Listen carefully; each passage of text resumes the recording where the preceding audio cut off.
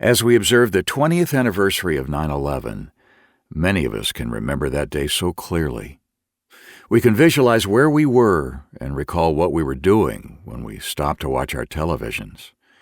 In stunned silence, we witnessed the first and then the second tower of the World Trade Center collapse in a heap of rubble. In the forefront of our minds was the shock of, is this really happening? But in the background was the disquiet of, what does this mean for the future? The realization that our borders were not impenetrable, our defenses were not impregnable, and our nation was not invulnerable was an eye-opening experience for many of us.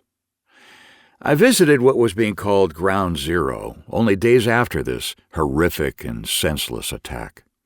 I stood in absolute amazement at the spot where the mighty twin towers of the World Trade Center once stood and watched the smoke billow from the massive destruction.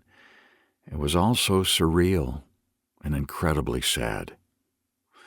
On September 11, 2001, God allowed in the life of a nation what he so often allows in the lives of individuals: tragedy.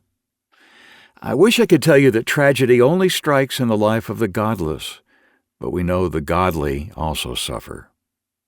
Why does God allow tragedy? Of course, there are no easy answers to this question, but I do believe that one reason is because suffering peels away the veneer of self-sufficiency in our lives.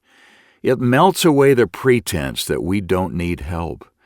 It reminds us that we need God. C.S. Lewis wrote, "Pain removes the veil. It plants the flag of truth within the fortress of a rebel soul." It may come as a surprise to some people that the Bible does not promise a life that's free from suffering, but it does promise the presence of God for the person who believes. The Bible promises that God will help us through that suffering, if we allow him to. Thinking back to the events of 9/11 and the days that followed, we were barely beginning to understand that a whole new kind of battle had begun. It was at that time that the phrase war on terror was coined. More than a military conflict, though it includes that, the war we now face is a war of ideas, a war of beliefs. You see, fear is what gives terrorism its teeth. And today we have no shortage of things to fear: the fear of suffering, the fear of death, the fear of an uncertain future. All these dissipate when we turn our focus to God. The Bible says that perfect love casts out fear, and that God is this perfect love. God removed the sting of death and gained victory over the terror of the grave more than 2,000 years ago when he sent his Son to die on the cross.